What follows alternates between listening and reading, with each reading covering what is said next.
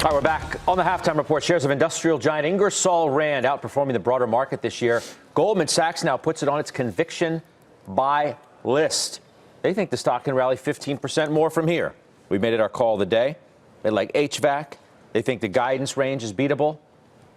What's up on the desk? Look, the stock trades at a market multiple. It's 15 times. I think the way they're looking at it is kind of what we've been talking about. They're putting into the positives that could come out of the trade war, that could get earnings acceleration for a lot of companies that are really not priced in any of the negativity that we've seen from the trade wars. Well, I got crickets on the ownership thing. Why? Why doesn't anybody own this thing? Well, when you look at the industrial space, I mean, it's huge, right? I own two companies. I own Honeywell and Fortive. I think they are best in class. They are run really well. I don't have anything against Ingersoll-Rand. I just haven't really paid a lot of attention to it. It's kind of been out of favor for a while. I'm going for the high quality, especially in an area where we have so much uncertainty until we can really figure out whether we're at 10% or 25% and really where the end markets are. Well, these things up 24% in a year. Yeah, I mean, it's had a nice run. It's a great company. A new high. Great company, great management team.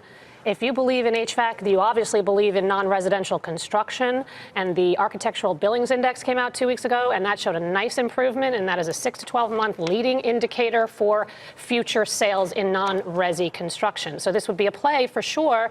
I don't think it's nearly as cheap as a United Rentals. It's a little different animal, but it's on that same theme.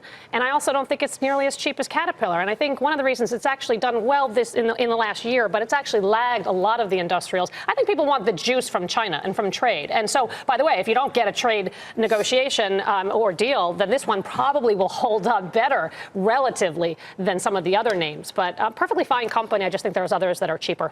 Yeah, I mean, listen, they made a nice acquisition recently. And to your point, I missed this one. This is a name that I should be owning. I don't have enough exposure in the industrial space. I have Honeywell, and I recently added Copart. But this is a company, they made a nice acquisition with Precision Flow Services. I think it was about a $1.5 billion acquisition.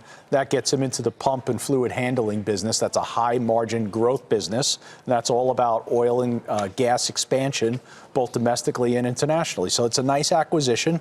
I think it's going to be accretive relatively soon. It's a quality company. I could see the 15% higher from here. I think Goldman Sachs is right.